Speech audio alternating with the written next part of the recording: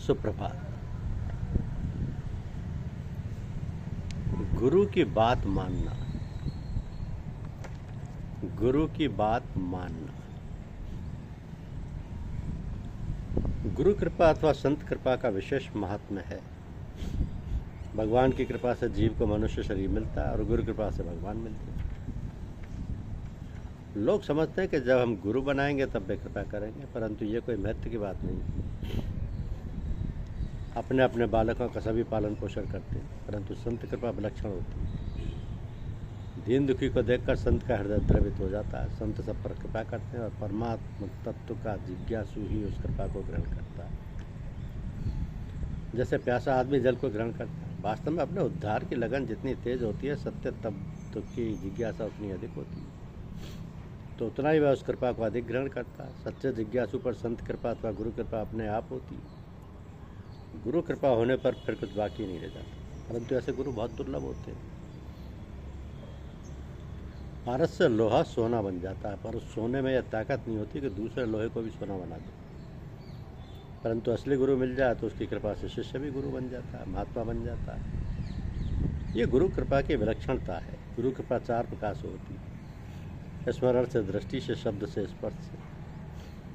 गुरु के याद करने मात्र से शिष्य को ज्ञान प्राप्त हो जाता है। ये स्मरण दीक्षा है। जैसे मछली जल में अपने अंडे को थोड़ी थोड़ी देर में देखती रहती है और देखने मात्र से ही अंडा पक जाता है, और अपने अंडे को थोड़ी थोड़ी देर में देखती रहती है, पक जाता है। ऐसे ही गुरु की कृपा दृष्टि से शिष्य को ज्ञान प्राप्त हो जाता है। ये दृष्टि दीक्षा है। इसी प्रकार शब्द से एवं स्पर्श से भी शिष्य को ज्ञान प्राप्त हो जाता है, जिन्हें क्रमशः शब्द दीक्षा तथा स्पर्श दीक्षा कहते हैं।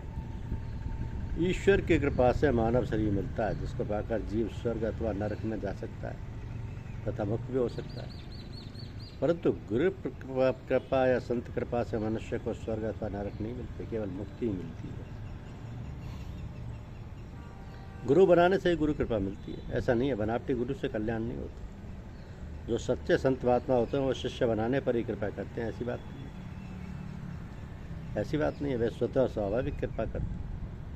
सूर्य का कोई इष्ट मानेगा सूर्य को तभी वह प्रकाश करेगा, ये बात नहीं है। सूर्य तो स्वतः ही स्वाभाविक प्रकाश करता है। इस प्रकाश को चाहे कोई उपयोग में ले या ना ले। ऐसे ही गुरु की कृपा, संत महात्माओं की कृपा स्वतः स्वाभाविक होती है। जो उनके सम्मुख होता है वह लाभ ले लेता है, जो सम्मुख नहीं होता वो लाभ नहीं ले पाता। जैसे सब जगह बरसात हो रही है तो उसके सामने पात्र रखने से वह जल भर जाता है जल से। तो संत कृपा को ग्रहण करने वाला जैसा पात्र होता है वैसा ही उसको लाभ मिलता है। वर्षा पर समान रूप से होती है, और बीज जैसा होता है वैसा ही फल पैदा होता है। इसी तरह भगवान की और संत महात्माओं की कृपा सब पर सदा समान रूप से रहती है।